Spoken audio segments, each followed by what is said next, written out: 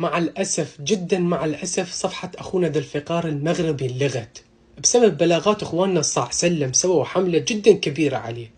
يا ترى من صاحب هذه الحملة اللي ما يقدر يرد بعلمية فيضطر يبلغ؟ مزور الإيميلات تفضل شنو قلت؟ واحنا قلنا البث دلوقتي فيه 6000 وشوية. لو البث ده طار يا اخوان، لو البث ده طار هتروحوا على صفحة ذو الفقار المغربي تنزلوها تبلغوا على الفيديوهات اللي فيها تنزلوها. حاضر اللي فات شفناه.